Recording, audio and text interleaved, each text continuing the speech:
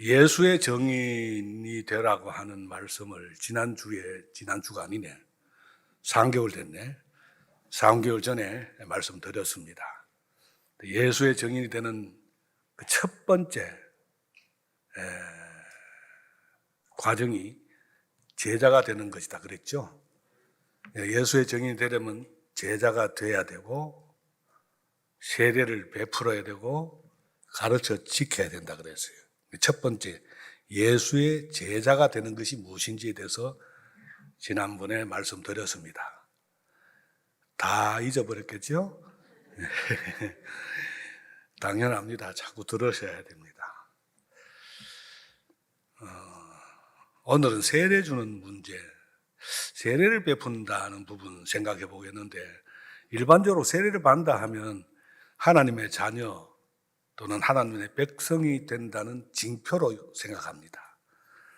그러나 그보다 훨씬 깊은 뜻이 있습니다.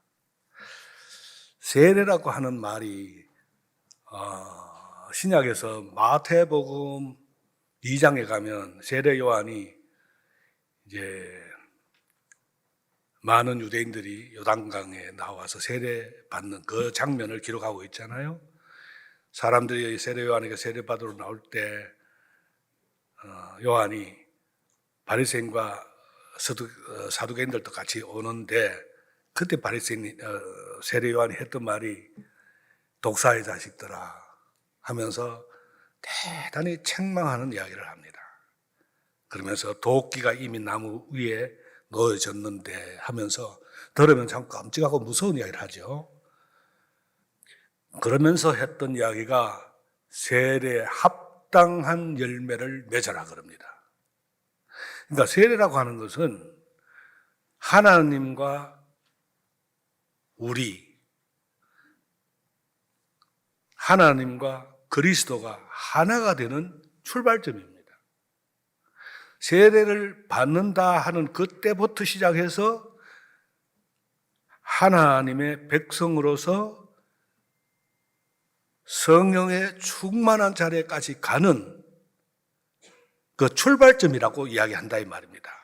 아이들이 학교에 입학하면 학교에서 배워서 점점 더 깊어지고 커지는 것하고 똑같다 이 말입니다. 세례 받는다고 다 된 게 아니라 이 말이죠. 분명한 과제가 있다.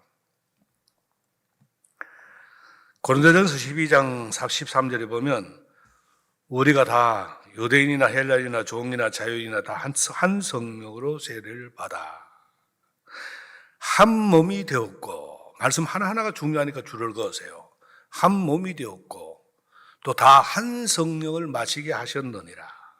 에베소서 4장 3절에 보면 평안에 매는 줄로 성령이 하나 되게 하신 것을 힘써 지키라.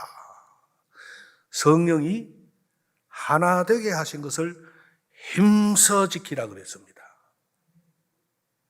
세례를 받는 이유는 뭐냐? 성령이 하나 되게 하신 것을 힘써 지키는 데 있다 이 말입니다. 하나됨. 이 한 몸이 되는 과정, 성령이 하나 되게 하신 것을 지키는 과정에 꼭 필요한 요소가 있습니다. 그게 뭐냐 하면 그 과정을 보면 에베소서 2장 22절에 있는 것 같이 너희도 성령 안에서 하나님이 거하실 처소가 되기 위하여 그리스도 예수 안에서 함께 지어져 가는 것입니다. 예수 안에서 함께 지어져 가는 것이 어느 만큼이냐 이겁니다. 함께 지어져 간다. 에베소서 4장 12절 13절에 보면 함께 같이 읽어볼까요? 이는 성도를 봉사의 일을 하게 하며 그리스도의 몸을 세우려 하십니다. 우리가 다 하나님의 아들을 믿는 것과 하는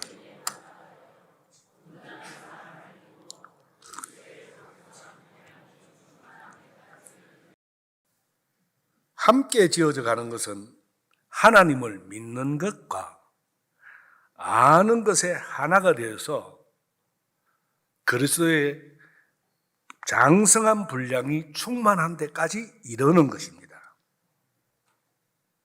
이게 함께 지어져 가는 과정입니다. 처음에 이야기했듯이 세례라고 하는 것은 함께 지어져 가는 전 과정을 이야기합니다.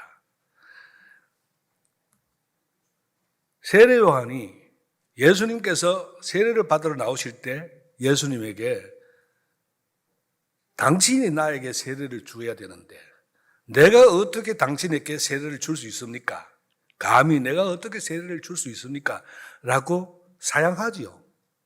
그런데 예수님께서 내게 세례를 베풀어야 된다라고 이야기하셨는데 이후에 요한이 나는 물로 세례를 주거니와 내 뒤에 오시는 이는 성령과 불로 세례를 준다라고 이야기합니다. 그러니까 물로 세례를 준다는 것은 회개의 출발점을 이야기합니다. 회개라고 하는 것은 한 번에 이루어지는 게 아닙니다. 우리의 마음에 있는 이 세상의 가치들, 하나님이 원하지 않는 많은 것들이 우리 속에 이미 습관적으로 들어와 있는 것들을 하나하나 그 마음의 변화를 일으켜서 마음의 변화를 일으킨 것으로 회개를 한다고 할 수가 없습니다. 마음의 변화가 몸의 움직임으로, 즉 생활로 이어져야 비로소 회개라는 말을 쓸 수가 있는 겁니다. 아무리 마음의 변화가 있다 하더라도 우리의 생활 속에서 이것이 옮겨지지 않는다면 그건 회개라고 말할 수가 없습니다. 몸의 변화로 이어지는 이 과정이 매번마다 계속해서 끊임없이 이어져서 그리스도의 장성한 분량이 이르기까지, 충만한 데 이르기까지 가는 전 과정을 가리켜서 세례라고 하고, 여기에는 내 힘으로 할 수가 없어요. 그래서 예수님께서 성령과 불로 세례를 준다, 이 말은 성령으로 세례를 준다, 불로 세례를 준다, 예수님의 죽음, 십자가의 죽음을 통해서 우리로 하여금 변화를 일으키게 하고 부활을 통해서 온전한 자리에까지 가게 만드는 이 전 과정을 요한이 이야기해 줬던 겁니다.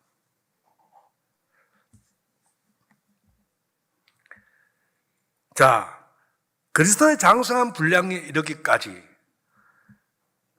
그 충만한 데까지 자라려면 여기에 필요한 중요한 요소가 있습니다. 시간이 지나면 그냥 되는 게 아니고, 에베소서 4장 1절에서 3절에 보면 같이 읽어보겠습니다. 그러므로 주 안에 갇힌 내가 너희를 구원하노니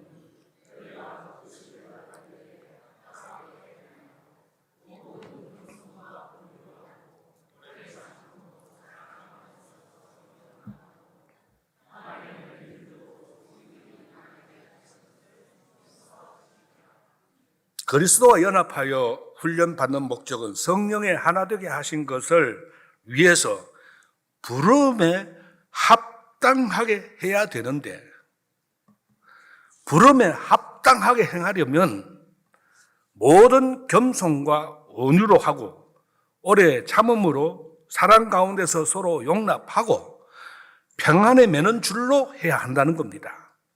그러니까 적어도 성령의 하나 되게 하신 것을, 거기에 이르는 전 과정이 성령의 예수 그리스도의 충만한 자리까지 이르게 되는 것, 그게 세례 전 과정인데, 이것을 하기 위해서는 뭐가 필요하냐? 겸손, 모든 겸손, 온유, 오래 참음, 사랑 가운데서 서로 용납, 그러니까 평안에 매는 줄로 하나 되는 것, 이게 있어야 된다는 겁니다. 이걸 가지고 뭘 해야 되느냐? 이걸 가지고 힘써 지켜야 된다는 겁니다. 이걸 가지고 대충 하는 게 아니고 힘써 지켜야 된다. 힘써 지키지 않으면 어렵다는 거죠. 여러분, 힘을 쓰지 않아도, 애쓰고 노력하지 않아도 하나 되는 방법 없을까요? 그럼 참 좋을 텐데. 그죠? 하나님이 우리를 사랑하시니까 별로 힘 안 써도 다 우리 모두가 하나가 탁 되는 그런 내가 장풍을 불어볼까? 하나 되라고. 하나님이 막 우리 보고 쫙 이러면 막 부흥회 같은 데 가면 그러잖아요. 쫙 이러잖아요. 그럼 됩니까? 안 됩니다. 다 헛소리입니다. 그거 다.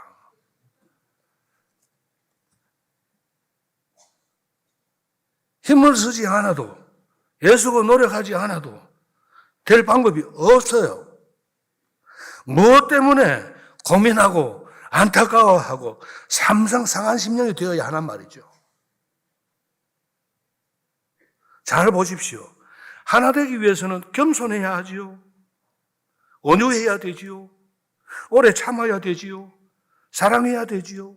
용납해야 되지요. 평안에 매는 줄로 묶어야 되지요. 그런데 우리의 실상은 어떻습니까? 온유하지 못하지요.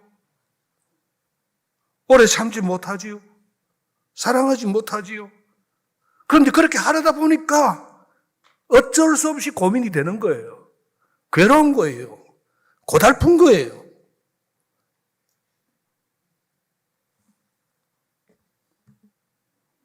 바로 이런 요소로 성령의 하나 되신 것을, 하나 되게 하신 것을 힘써 지켜서 예수 그리스도 안에 장성한 분량까지 이르는 그 과정까지 가는데 그것을 이루게 하는 가장 중요한 요소가 뭐냐? 믿음입니다. 믿음이 뭐냐?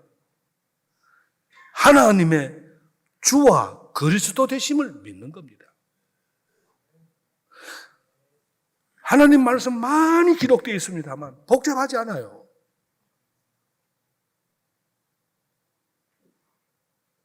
예수를 주와 그리스도로 믿는 겁니다. 여러분 다 믿는다고 그러지요. 주라는 말은 주인이라는 뜻이잖아요. 종이 주인의 말에 토 달면 안 됩니다. 근데 우리는 토 많이 달아요. 사사건건 토 달아요. 아닌가 봐. 저 평생 목회하고 이제는 말씀 안에서 제 자신이 더 깊이 들어가는, 그래서 그 안에서 평안을 누리고 고요를 누리지만 여전히 토달 때가 있어요. 아직도. 제가 이런데 여러분은 얼마나 더 좋겠습니까? 더 잘하겠습니까?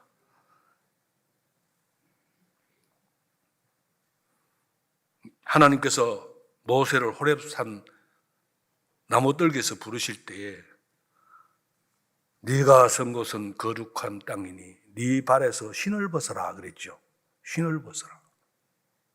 여호수아에게는 네 발바닥으로 밟는 모든 것을 너에게 주겠다. 발바닥으로란 말은 신을 벗어야 발바닥이 되잖아요. 이 말이 뭐냐? 모세든지 여호수아든지 전부 이제부터 너는 나의 종이라 이런 말입니다. 이스라엘에 있어서 신을 신는 사람은 주인들밖에 없어요. 종은 신을 벗고 발바닥으로 다녀야 돼요. 그게 노예의 특징입니다. 종이 주인에게 무조건 복종해야 하듯이 하나님을 주라고 부른다면 마땅히 하나님께 절대 복종해야 합니다. 얼마나 이게 어렵습니까? 그저 그렇습니까? 이게 간단한 문제입니까?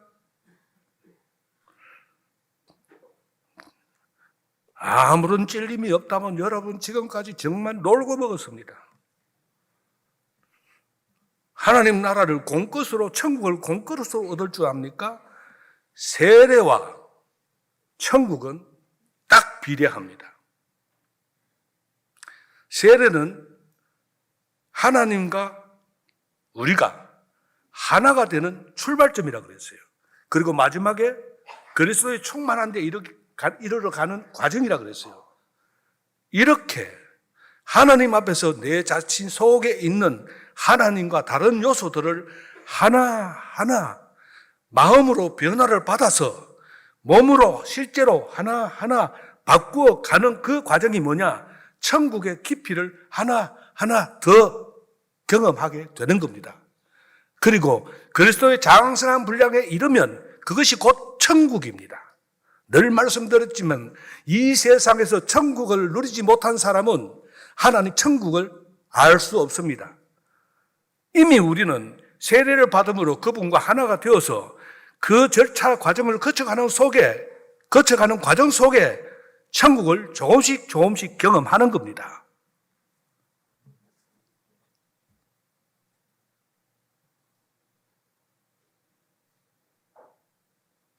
여러분을 괴롭히는 사람, 죽이고 싶도록 미운 사람, 엉덩이에 뿔난 사람은 어떨 것 같습니까? 참으로 견디기 어려울 겁니다. 그러나 주인이신 하나님께서 그러지 말라 그러니까, 그러지 않으려고 하니까 힘든 거예요. 괴로운 겁니다. 그래서 참고 애쓰고 노력할 수밖에 없습니다. 이렇게 하다 보면 뭐가 어떻게 되느냐? 결과는 갈라디아서 5장 22절에서 23절에 나오는 성령의 9가지 열매, 사랑, 희락, 화평, 오래 참음, 자비, 양선, 충성, 온유, 절제, 이런 것들이 맺히게 됩니다. 성령의 열매라고 하는 것이 하늘에서 뚝 떨어지는 게 아니라 그리스도의 장성한 분량에 이르기까지 끊임없이 내가 회개를 하고 힘쓰고 애쓰는 과정 속에서 앞에 나온 그 내용들 똑같죠? 용어가 같죠? 이런 것들이 내 속에 맺힌다 이 말입니다. 열매라고 하는 것은 하늘에서 뚝 떨어지는 게 아니고 열매 맺히는 과정이 필요합니다. 씨를 맺으려면, 씨가 열매 맺으려면 땅에 씨를 뿌리고 밭을 깔고 씨를 뿌리고 물도 주고 잡초도 제거하고 이러는 과정 속에서 마지막에 열매가 맺히죠. 어느 만큼 노력하느냐에 따라 열매가 풍성히 맺히기도 하고 조금 맺히기도 하고 그렇잖아요. 똑같습니다. 많은 사람들이 신앙을 얼마나 오해하고 있느냐 하면 내가 진실된 마음을 가지고 오고 내가 열심을 품으면 그때 나에게서 사랑이 나오고 온유가 나오고 희락이 나올 거라고 생각합니다. 그러나 신앙생활이라고 하는 것은 이런 성령의 열매를 쟁취하기 위한 싸움입니다. 여러분, 결혼이라는 거 그렇잖아요. 결혼하기 바로 직전까지 형식적으로 이제 웨딩 마치 올리기까지는 남녀가 둘이 착 보고 서로가 깍지가 끼어가지고 와, 이 사람 내게는 이다 이래가지고 그때부터 사랑 시작합니다. 그죠? 로맨틱하잖아. 그러다가 결혼을 딱 하고 나면 그때부터 뭐 합니까? 그 전까지는 그 연애를 할 때는 그렇지만 연애 생활하는 말 있습니까? 처음 안 들어봐요? 전부 다 참으로 이상하네. 연애 생활하는 사람이 있어요. 연애는 그냥 과정이 연애지 그냥. 근데 결혼은 어때요? 반드시 생활이라는 단어가 붙습니다. 이 말이 뭡니까? 사랑이라는 그 낭만적인 것을 넘어서 진짜 사랑에 이르는 과정, 무엇을 통해서? 결혼 생활을 통해서. 결혼 딱 하고 뭐 한 달, 두 달, 세 달, 한 1년이 보면은 자매 입장에서는 남편이 내가 이상적으로 생각했던 이 형제가 이래저래 좀 약점이 보이기 시작하면 그때부터 마음에 좀 갈등이 좀 생깁니다.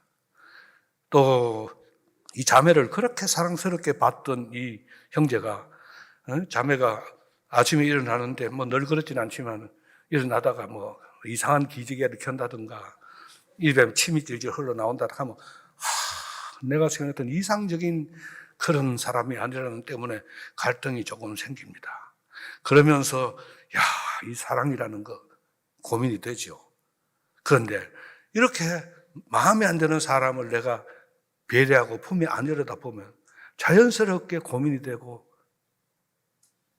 갈등이 생기고, 그러면서 사랑이 실패하기도 하고 사랑이 좌절되기도 하고, 그러면서 점점 더 사랑해야 되겠구나, 힘써 사랑해야겠구나, 이 모자라는데 내가 품어야 되겠구나, 이게 이제 내 속에 쌓여져서 사랑이 연걸어지는 겁니다.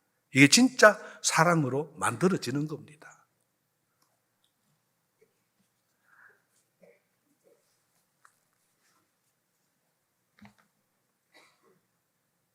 신앙생활이 그런 겁니다.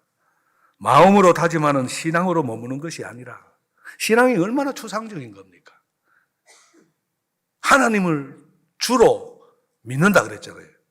그럼 다 알죠? 몰라? 찬양계 정도는 환하게 알죠. 더 살 거야. 맞지? 하나님을 주로, 예수 그리스도를 주로 다 알지? 몰라요. 진짜 몰라요. 이때까지 뭘 배웠어요? 그거 배웠지.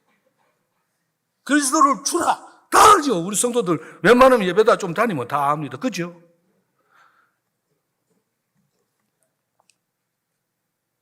그런데 그게 주라고 말한다고 주가 됩니까? 그게 마음으로 옮겨졌느냐 이 말입니다. 내가 진실된 마음을 가지고 예배당에 오고 상대도 진실한 마음을 가지고 교회에 오는데 왜 예배당 안에서 이런저런 갈등이 생깁니까? 나도 하나님을 믿고 상대방도 하나님을 믿고 나도 선한 주장을 하고 상대방도 선한 주장을 하는데 가만히 있으면 아무 문제가 없어요. 아무도 안 보면 괜찮아요. 근데 예배당에서 이런저런 일을 하다 보면 그만 거기서 저게 와 저러노 하면서 속에서 갈등이 일어납니다. 안 그래요? 안 했다는 것은 여러분 훈련을 하나도 안 했다는 증거입니다.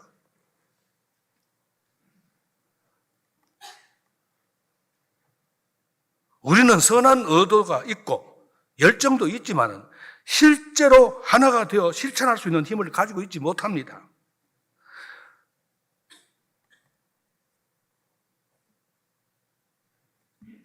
우리가 무슨 일을 하든지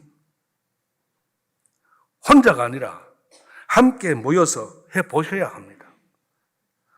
하나님께서 우리를 교회로 불러서 세례를 주어 각 사람이 주신 은사대로 서로 섬기고 봉사하며 주신 직분으로 훈련시키는 이유가 뭡니까?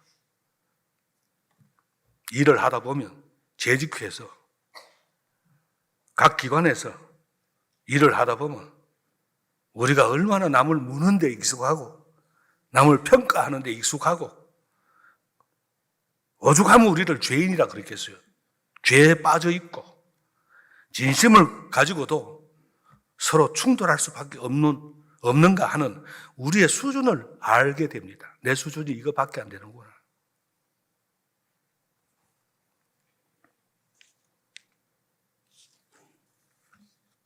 앞에서 이야기한 이런 요소를 가지고 애쓰고 노력하는데 정말 어려워요.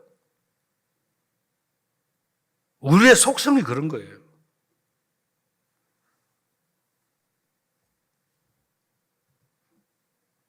하나가 되기 위해서는 겸손해야 되고 온유해야 되고 오래 참아 사랑해야 되고 용납해야 되는데 우리의 실상은 겸손하지 못하지요. 온유하지도 못하지요. 오래 참지도 못하지요. 그러다 보니 이것을 하려다 보면 고민이 되는 겁니다. 인간이라는 것은 진심과 진심, 열심과 열심이 있는 것만으로 화해하고 서로 좋고 하나가 되어 박수칠 만큼 간단한 존재가 아닙니다. 이것부터 우리가 서로 인정해야 됩니다. 너도 나도 주님 사랑하니 우리 모두 하나다. 노래 부를 때야 좋지. 주님 사랑해요. 사랑 분위기 자체가 싹 물결이 갑니다. 그런데 일 앞에 딱 두고 탁 하면 바로 막 가슴이 팍팍 막힙니다. 쉽지 않다 이 말입니다. 우리 존재 자체가. 그걸 내가 나를 인정해야 돼요.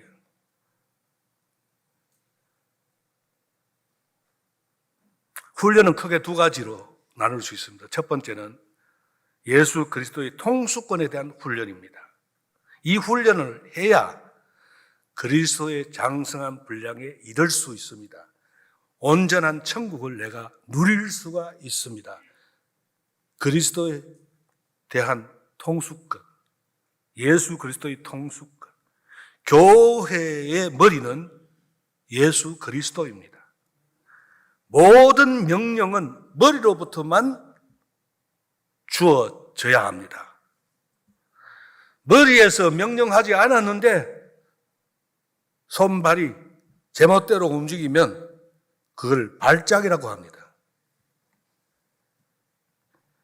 교회 안에서 무슨 일을 할 때, 회의를 할 때, 저는 회의라는 말을 안 좋아합니다. 옛날에 그래서 당회에게, 당회원들에게 우리 당회라는 말은 뭐 규정상 그런 단어가 있더라도 하나님의 이 공동체의 성도들의 대표가 되는 그 권위를 부여받은 사람들이 여기에 모여서 어떤 하나님께서 우리에게 맡기신 일을 하려 할 때 이 일에 대해서 하나님이 뭐라고 말씀하시는지 듣는 자리를 당회라고 이야기한다고 자주 이야기했습니다. 그래서 여러분이 각 기관에서 또는 부서에서 적어도 이 공동체의 성도가 되고 특히 물로 세례를 받은 사람이라면 어느 부서든지 들어가서 어떤 일이든지 해봐야 됩니다.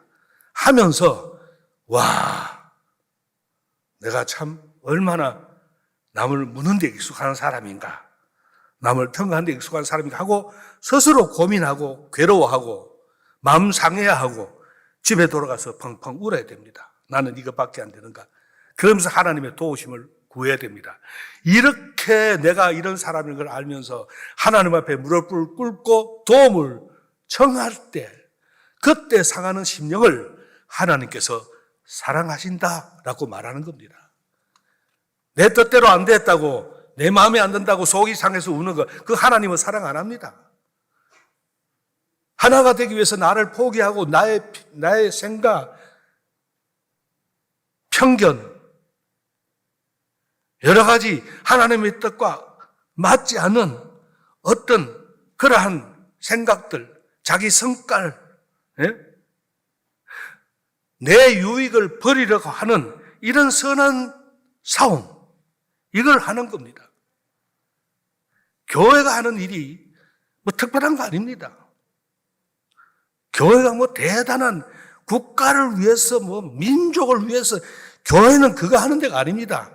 물론 그리스도의 장성한 분량까지 자라는 과정 속에 그런 일도 할 수도 있겠지만 그 이전에 교회는 예수 그리스도께서 우리의 주인이 되셔서 성령이 하나 되게 하신 것을 위하여 서로가 자기의 것들을 내려놓고 모두가 다 그리스도 안에서 하나가 되는 그 훈련을 통하여 우리가 예수 그리스도의 제자인 것을 세상 앞에 알리기 위해서 교회에 오는 것입니다. 그래서 세례받은 사람은요, 이번에 세례 교육을 또 시키던데 교육 그냥 받는다고 되는 게 아니고 과정이라 그래서 일생 동안 그래야 돼요. 어느 부서에 들어갔든지 교회라는 곳이 얼마나 복잡하고 얄궂은데인지 좀 들어가서 일하면서 배우고, 예? 그러면서 크는 겁니다. 두 번째로 부름받은 성도들의 동등함과 다양함입니다. 빌립보서 2장 3절을 함께 읽어봅시다. 시작.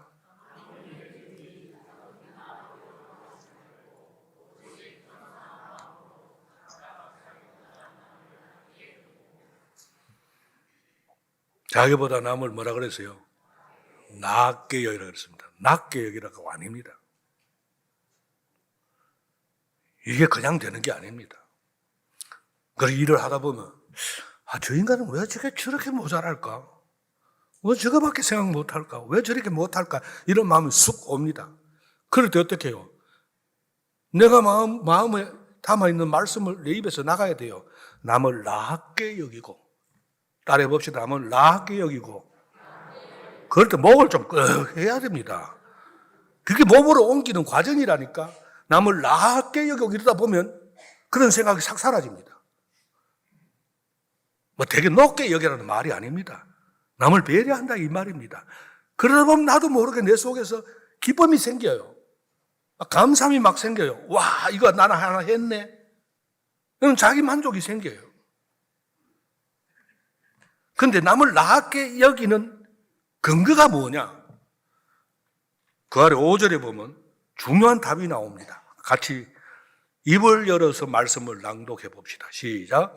너희 안에 이 마음을 품어라. 곧 그리스도 예수의 마음.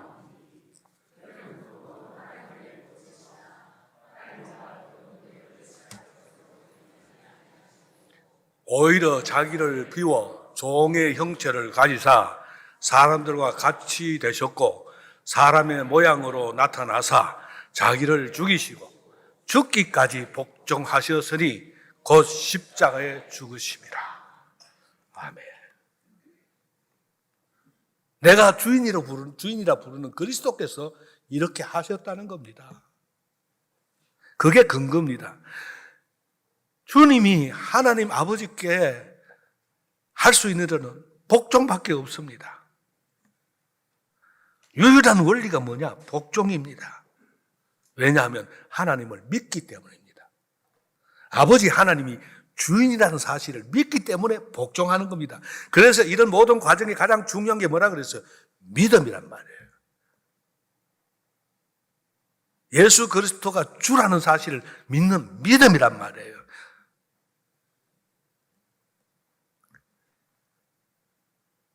우리들 사이에 어떤 다툼이 있다거나 하나님께서 우리에게 요구하시는 것을 잘 듣지 않는 이유가 있다면 그것은 가장 큰 이유가 뭐냐면 교회에서는 하나님이 다 잘 아시고 하나님께서 교회 일은 잘 아시는데 세상 일은 그래도 내가 더 잘 안다. 이런 생각이 우리의 내면 속에 나도 모르게 습관적으로 배어 있는 겁니다. 그래서 하나님이 일을 하는데도 하나님께서 말씀하신 이 말씀의 근거, 성경적인 근거에 의하지 아니하고 자기 생각으로 일들을 자꾸만 해나가려고 하는 겁니다. 그래서 시끄러운 겁니다. 그 말이 아까 이야기했던 것이 머리에서 시키지도 않았는데 손발된 내가 내 마음대로 움직이는 거죠. 쉽게 발작을 한 거죠. 그럼 니도 발작하고 나도 발작하니 얼마나 엉키겠습니까?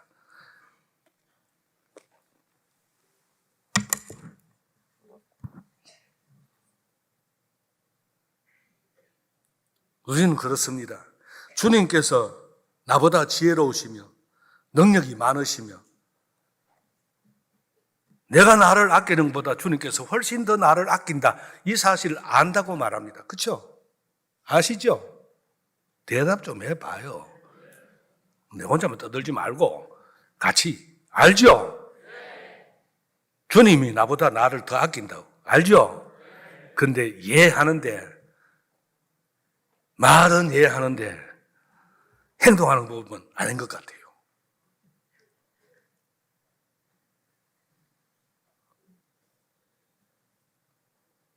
생활해보면 실제로는 그렇게 알지 못하고 있습니다.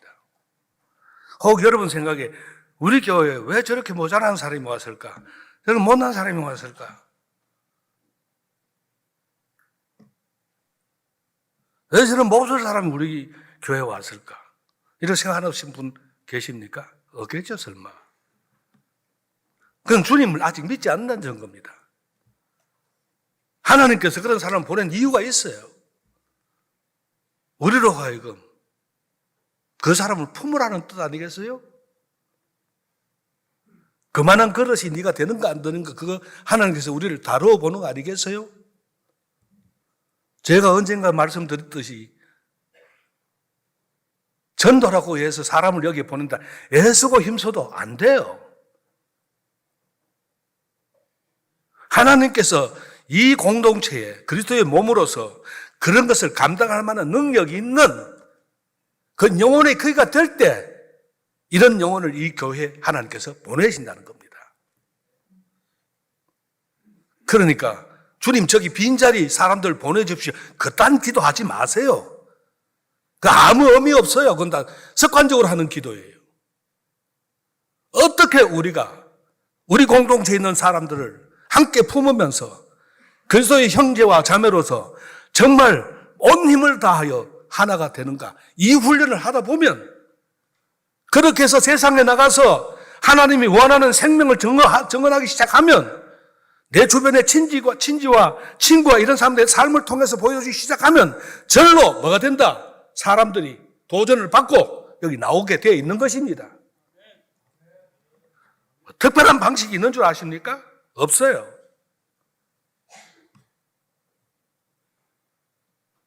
하나님은 왜 나에게 이런 일을 시키실까? 하나님은 왜 나에게는 저 사람이 이렇게 잘 되는 거 있잖아요. 저런 건 안 시키고 왜 이랬을까? 이렇게 생각하시는 분 계십니까? 그것도 아직 하나님을 믿지 않는다는 증거입니다. 하나님은 그렇게 하는 이유가 있습니다. 그걸 어디서 찾아야 되느냐? 말씀에서 찾아야 됩니다. 목사님께 물어본다. 목사님 다 못합니다. 여러분 각자 가지고 있는 삶을 하나님 다 알고 계시기 때문에 그 삶을 통해서 하나님께서 여러분을 자라나게 만들려고 그렇게 하고 계시는 겁니다. 그걸 하나님의 말씀에서 찾아서 앞에 있는 이 요소들을 통해서 자꾸 만들어 가야 됩니다.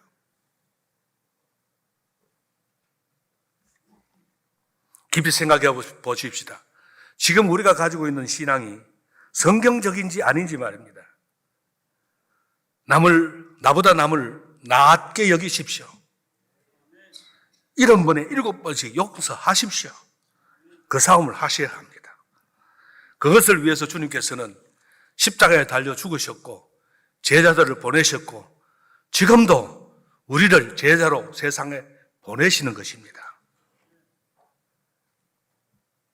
마지막으로 가르쳐 지키게 하라 그랬습니다. 가르치려면 물론 가르치는 사람이 필요하고 가르침 받는 사람이 필요합니다만 더 중요한 것은 가르침의 내용입니다. 제자가 되어서 가르칠 내용은 뭐냐? 한마디로 생명에 관한 것입니다. 세상의 어떤 지식을 이야기하는 게 아닙니다. 성경적 지식을 주려는 게 아닙니다. 요한복음 20장 30절에서 31절 같이 읽어봅시다. 시작. 예수께서 제자들 앞에서 이 책에 기록되지 아니하는 다른 표적도 많이 행하셨으나 오직 이것을 기록하면 너희로 예수께서 하나님의 아들 그리스도이심을 믿게 하려 하며 또 너희로 믿고 그 이름을 힘입어 생명을 얻게 하려 함이라.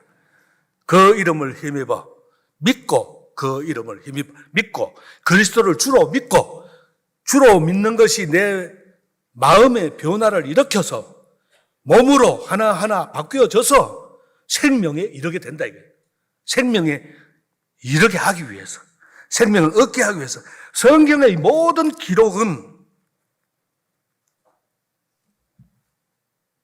생명을 얻게 하려는 겁니다. 여기서 말하는 생명은 생물학적인 어떤 목숨이나 뭐 이런 건강이나 이런 거 아닙니다. 세상을 만드시고 주관하시는 하나님의 뜻, 하나님의 목적, 이런 것들이 설명되지 않고서는 생명이 무엇인지 잘 이해가 안 됩니다. 그렇기 때문에 하나님이 제시하시는 이 목표를 제대로 파악하고 그 목표를 이루기 위해서, 도달하기 위해서 하나님의 기뻐하시는 방법을 배워야 하고 나 자신이 스스로 거기에 적응하고 변화되기 위해서 몸부림치고 애써야 하는 겁니다. 성경이 말하는 생명과 진리, 그것으로 인한 복은 세상이 추구하는 것과 다릅니다. 우리는 우리가 갖고 있는 이 세상의 가치와 성경이 요구하는 가치를 두고서 매 순간 선택의 갈등을 해야 하고 싸움을 해야 합니다. 디모데후서 4장 2절 보십시다. 시작. 너는 말씀을 전파하라. 때를 어떤지 못 어떤지 항상 힘써라. 범사에 오래 참음과 가르침으로 경책하며 경계하며 권하라. 말씀을 전파한다는 단순히 전도하라 이런 뜻이 아닙니다. 전파하라 그랬어요.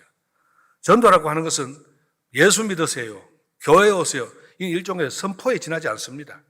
적어도 전파라는 말은 지난번에 제자에 대한 이야기를 했듯이 내 모든 존재와 내 모든 인격과 내 모든 삶을 통해서 하나님께서 말씀하신 이 생명과 진리를 내가 아는 친지나 지인이나 상대방에게 이것을 설득하고 가르쳐서 주님 앞으로 인도하기까지 하는 그 과정을 전체를 가르쳐서 말씀의 전파라고 이야기합니다.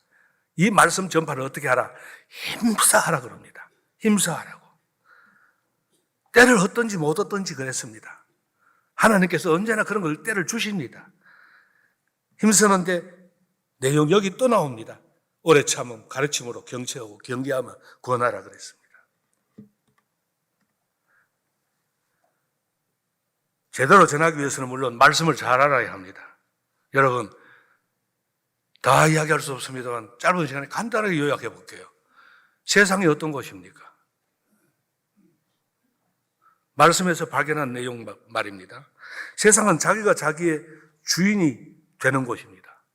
자신이 자신을 책임지고 자신의 목표와 방법을 자기가 만들어내는 곳입니다. 이게 세상입니다. 그러나 우리는 그 목표가, 우리의 목표가 내 수중에 있지 않고 그것을 이루는 방법도 내 실력에 있지 않습니다. 하나님이 그것을 우리에게 알게 하셨고 그 길로 우리를 부르셨기 때문에 우리는 어쩔 수 없이 내 힘으로 하는 것이 아니니까 매 순간 하나님 앞에 무릎을 꿇고 하나님의 도우심을 요구해야 되는 겁니다. 우리가 가진, 그래서 얻어진 하나님 나라의 이 가치, 하나님의 뜻, 이 생명, 진리, 이것은 세상이 못 알아듣습니다. 자연인은 이 내용에 대해서 도저히 납득할 수가 없습니다. 우리가 가진 가치를 세상 사람들이 이야기하면 알아듣지 못합니다. 세상 사람들은 바른 교훈을 받으려 하지 않습니다. 그들은 허탄한 세상 가치를 쫓으며 자기네 뜻을 이루기 위한 소리만 귀를 기울입니다. 그 때문에 교회가 된 우리가 가르쳐야 할 책임이 큰 것입니다. 아모스 8장 11절에 보면 마지막 때에 나타날 가장 중요한 징조 중에 하나가 나옵니다. 주 여호와의 말씀이니라. 같이 읽어봅시다. 보라 날이 이를지라 내가 기근을 땅에 보내리.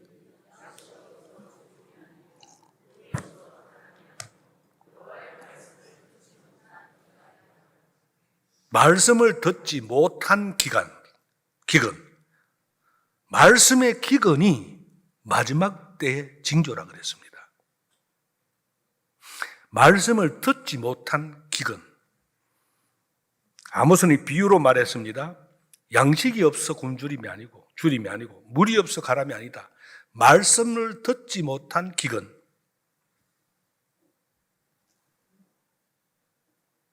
우리는 수요일이든 새벽이든 주일에 수많은 설교를 듣습니다. 한국 교회 안에는 매주일 말씀이 홍수처럼 쏟아지고 있습니다. 유튜브만 틀면 우리나라 최고의 설교자라고 하는 설교도 얼마든지 골라서 들을 수 있습니다. 그러나 물은 많은데 먹을 물이 없습니다. 적습니다. 말씀이니 은혜니 하면서 이야기하면서도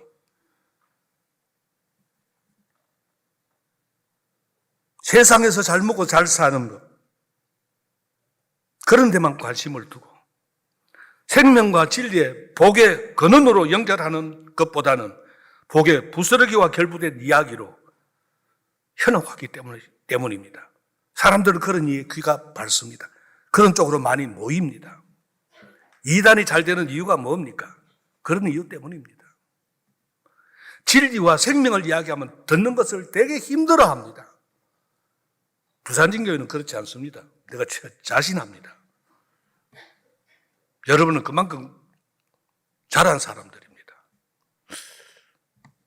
하나님께 고맙습니다 하세요. 안 고마워요. 여러분 부산교회 성도 된 거,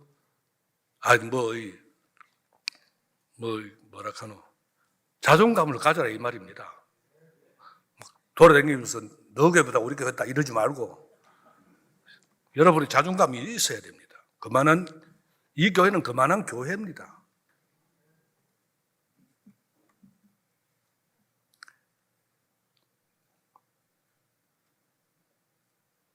하나님께서 우리를 향해서 너희는 왕같은 제사장이요 거룩한 백성이라 그랬습니다.